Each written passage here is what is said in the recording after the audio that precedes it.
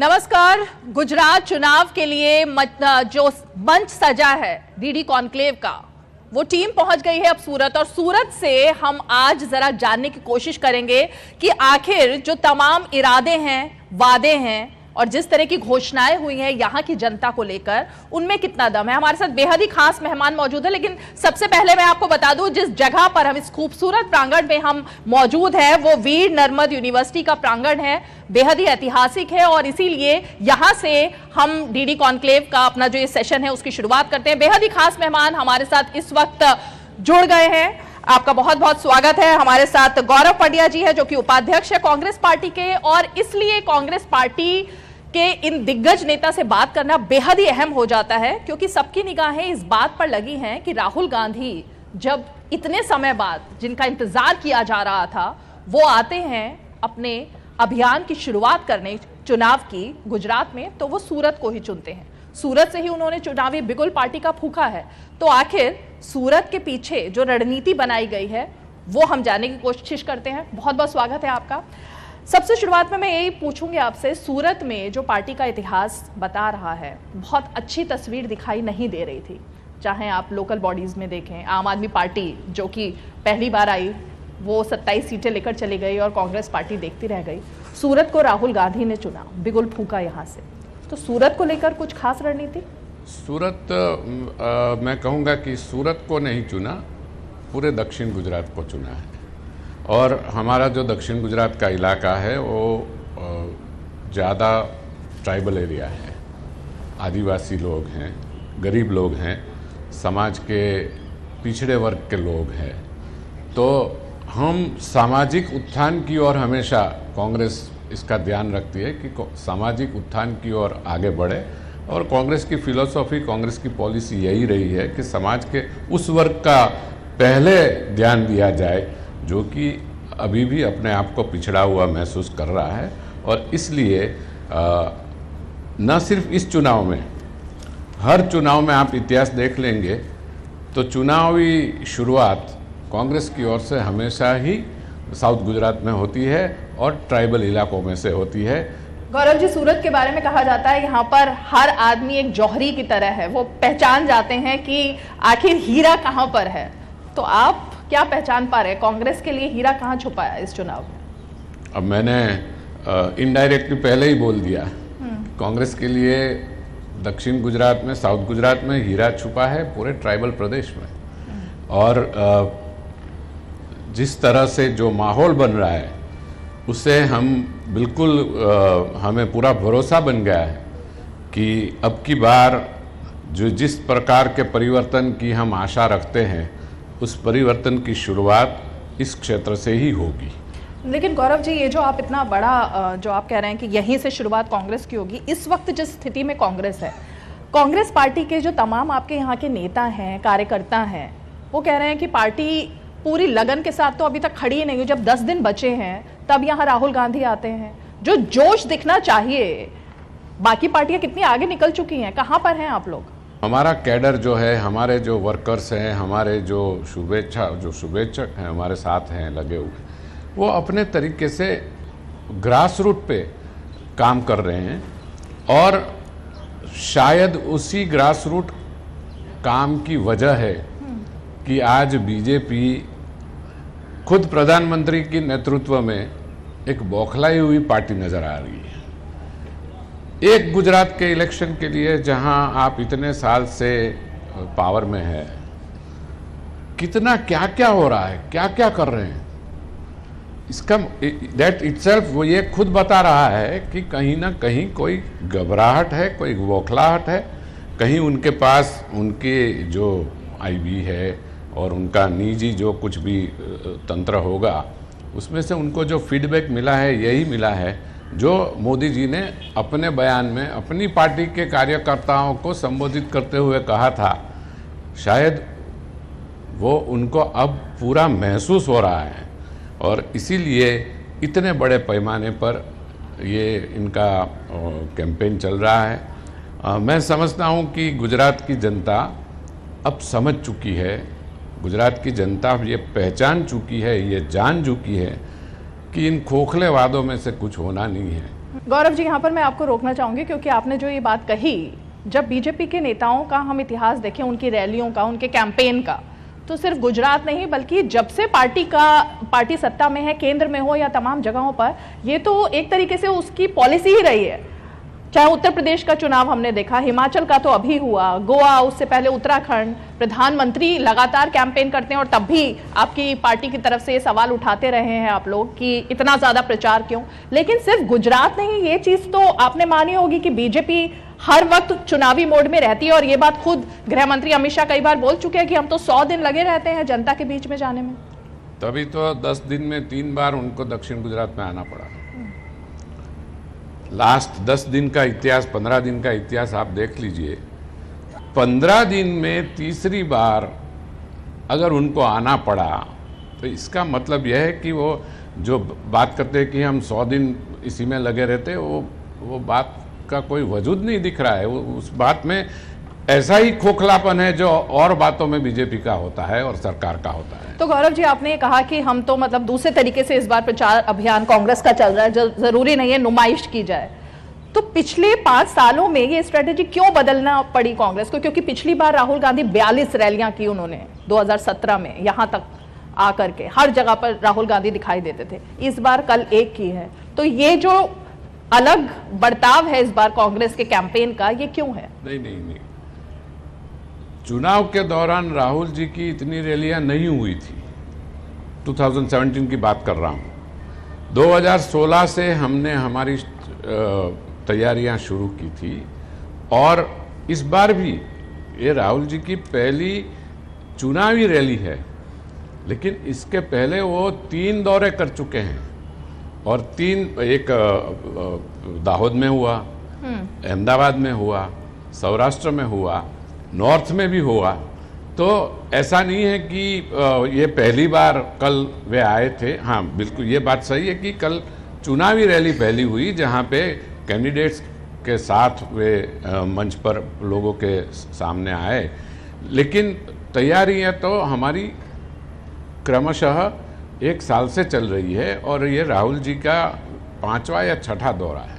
गौरव जी, मैं मुद्दों पर आऊं, लेकिन इसी से जुड़ा ये सवाल कि 1 साल से अगर तैयारियां चल रही हैं तो 1 हफ्ता पहले 40 से ज्यादा पर्यवेक्षक नियुक्त करना, कमेटियां बनाना, अलग अलग अध्यक्ष बनाना, ये सब पिछले 6 महीने के अंदर भी नहीं बल्कि 3 महीने के अंदर दिखाई दिया है। नहीं। तो चुनाव से 3 महीने पहले पार्टी एक्शन में आ रही है। देखिए, ये जो प्रक्रिया जो आप कह रहे हैं कि अध्यक्ष बनाना, अध्यक्ष मतलब आप, मैं समझ रहा हूं जो आपने अलग अलग अध्यक्ष नहीं, वो तो अपने स्थान पर है ही, कहीं कोई किसी को बदला गया होगा। बाकी ये तो परंपरा, मतलब ट्रेडिशनली हमारी सिस्टम ऐसी है कि विद टाइम वो बदलाव आता ही रहता है। उसमें कोई मतलब नथिंग अनयूजुअल अबाउट इट। बाकी रही कमिटियों की बात, तो कमिटियों तो चुनाव के वक्त ही बनती है।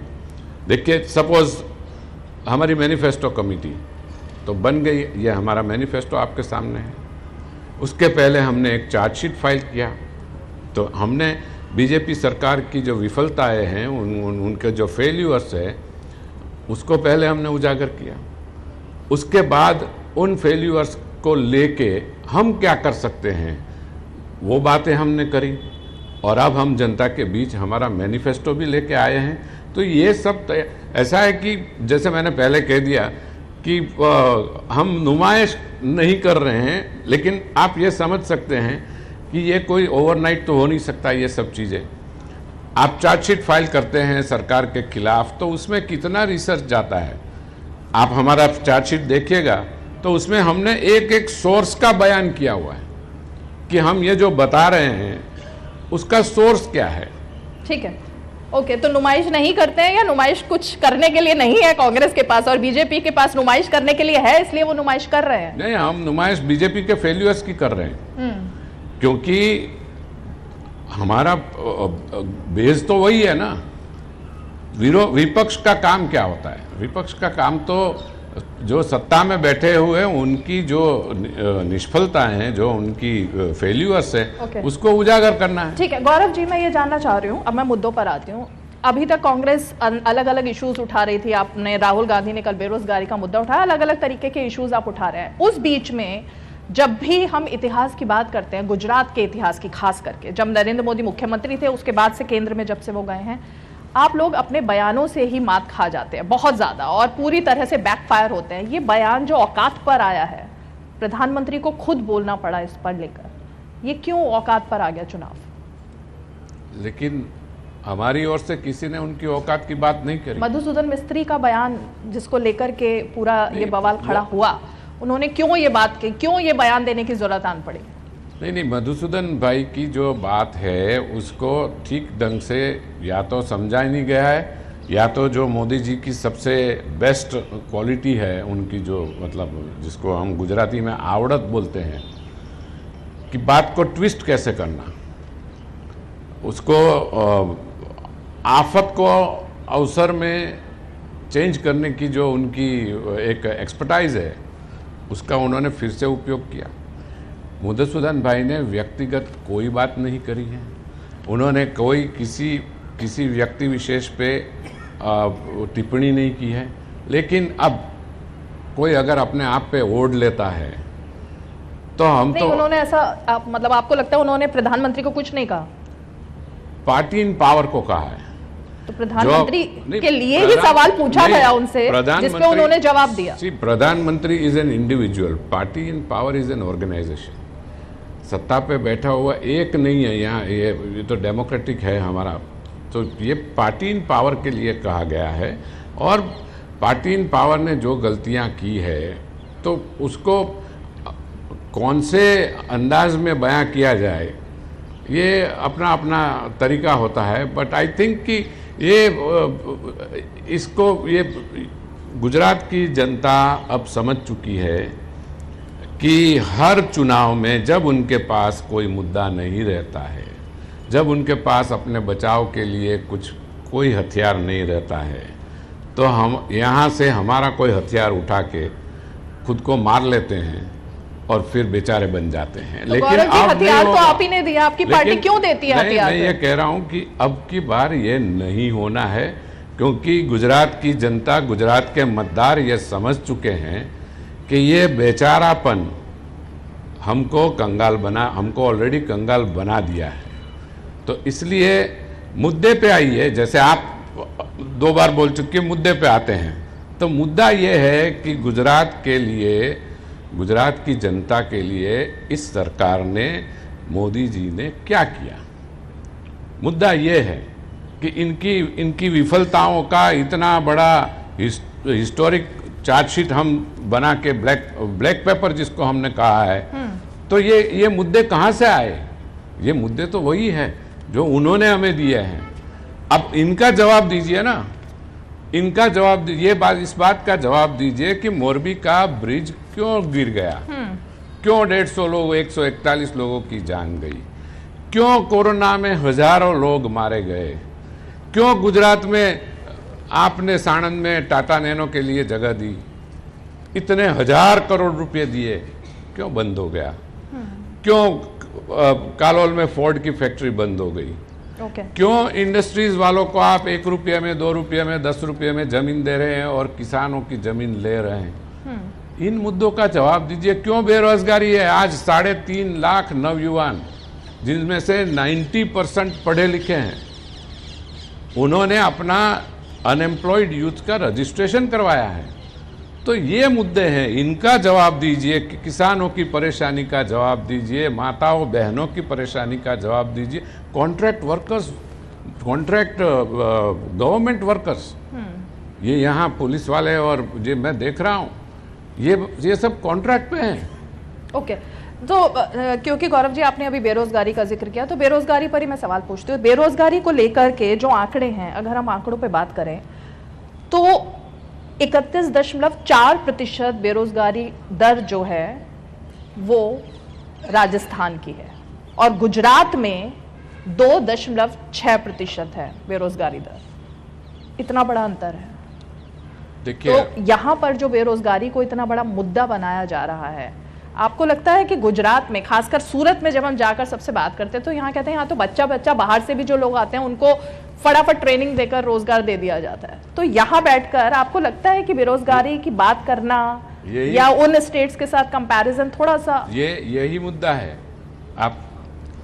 आपने सूरत की जिक्र कर दिया, अच्छा किया। मैं ये कहने वाला था कि सूरत में बाहर से आके भी उसको रोजगार मिल जाती है, लेकिन गुजरात का वो युवा जो पढ़ा लिखा है, जो रोजगार चाहता है, वो क्यों अपने आप को जाके रजिस्टर करता है? मैंने जो फिगर्स दिए हैं वो मेरे नहीं है, वो सरकारी आंकड़े हैं जो आप मैं भी सरकारी ही बता रही हूं। आप जो कोट कर देखिए, यहाँ गुजरात की बात हो रही है, इसलिए मैं सिर्फ गुजरात का ही जवाब दूंगा कि राजस्थान में अब कोई पिछड़ा स्टेट है, कोई गरीब स्टेट है, बिहार में तो इससे भी ज़्यादा होगा, यूपी में उससे भी ज़्यादा होगा, लेकिन वो कंपैरिजन की बात नहीं हो सकती है। गुजरात का चुनाव है, गुजरात के लोगों की मांग है, गुजरात के युवा की मांग है कि हमें रोजगार दिया जाए। ईपीएफओ के कल ही आंकड़े आए हैं, कल इस पर पूरी प्रेस कॉन्फ्रेंस करके बताया भी गया। 16.83 लाख नए सब्सक्राइबर थे, जिसमें कि 18 से 21 साल का जो वर्ग है नवयुवकों का, युवाओं का, वही सबसे ज्यादा है। तो वो अगर जुड़ रहे हैं तो बेरोजगारी का मुद्दा आपको नहीं लगता कि ये एक ऐसा मुद्दा है जो उतना क्लिक नहीं कर रहा है, क्योंकि आंकड़े हैं ये सबसे ज्यादा? आज देश की आबादी की कितने प्रतिशत युवा हैं? अब आप उस पर्सपेक्टिव में देखिए कि आज more than 60%, almost 70% are youth and youngsters of the entire population। अब उसको आप इस आंकड़ों के साथ कंपेयर कीजिए कि जो आपने कहा 16 लाख की जो भी है, कितने में से है? Does it make 70%? नहीं बनता है। क्यों यूपी में, बिहार में ट्रेन में जगह नहीं मिलती है? जो इंटरव्यू देने जाते हैं, आपने भी तस्वीरें देखी होगी, न्यूज़ में आपने भी देखा होगा कि पहुंचने के लिए उनके पास व्यवस्था नहीं है। लाखों की तादाद में बच्चे जा रहे हैं। यहाँ गुजरात में क्या होता है? 12-14 बार पेपर लीक हुआ, 12-14 बार उन युवाओं को नौकरी नहीं मिल पाई। किस लिए? एडमिनिस्ट्रेटिव वजह से। तो ये जो आंकड़ों की मायाजाल है, उसमें अगर आम जनता को फंसाने की बात करते हैं तो ये दिस इज जो आंकड़ों में, तो मैं आपको ये कहूं कि गुजरात का जीडीपी -1.65 है।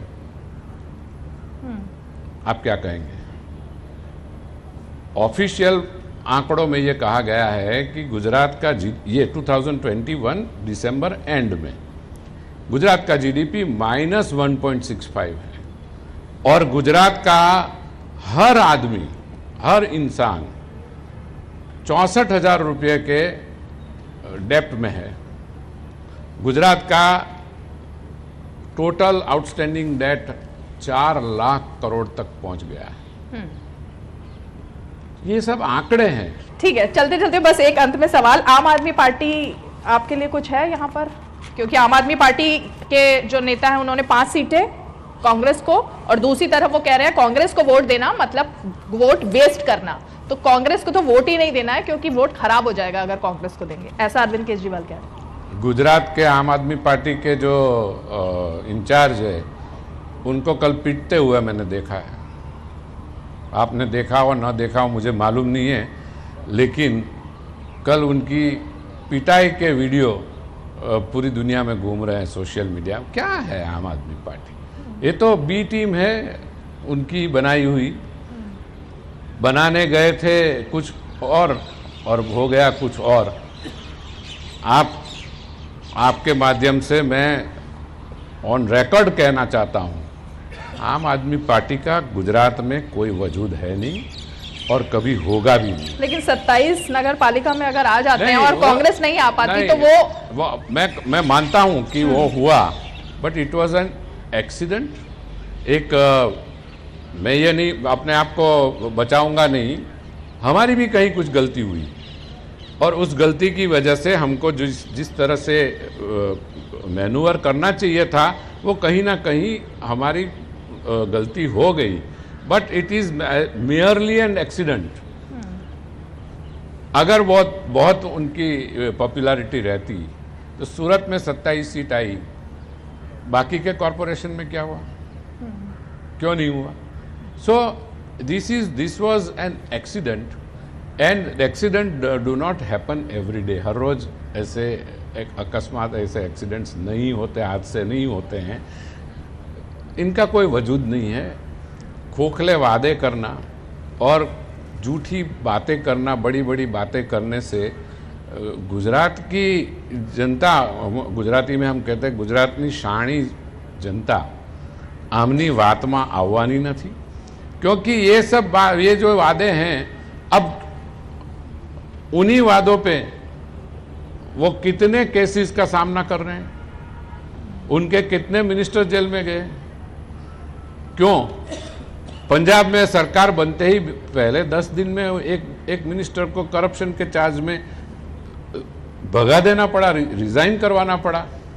क्यों? तो इसकी ये वजह है कि ये सब बातें करना अच्छा लगता है, लेकिन जब आप फील्ड में आते हैं, जब एक्चुअली करने में आते हैं, तो गुजरात की जनता बहुत समझदार है, गुजरात की जनता बहुत सोच समझ के आगे बढ़ती है, और इसलिए मैं समझता हूं कि आम आदमी पार्टी का यहाँ कोई वजूद न था न रहेगा। गौरव जी, उन्होंने आपके लिए 5 सीटें सोची हैं, आप उनके लिए कितनी सोच रहे हैं? Aam Aadmi party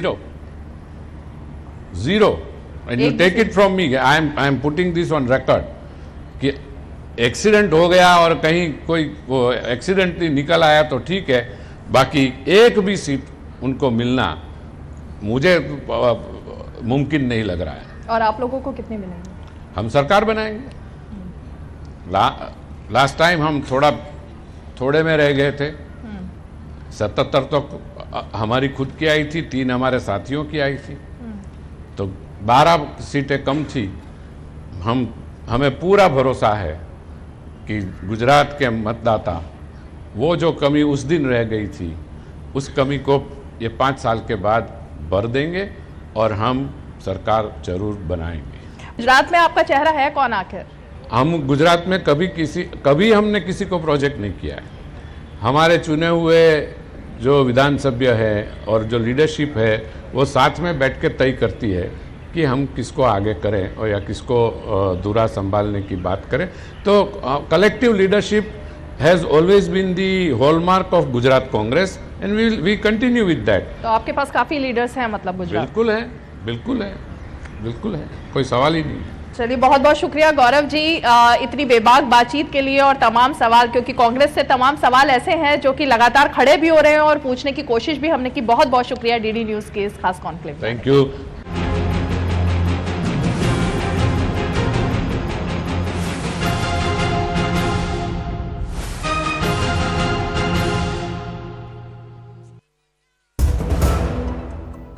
It's another six.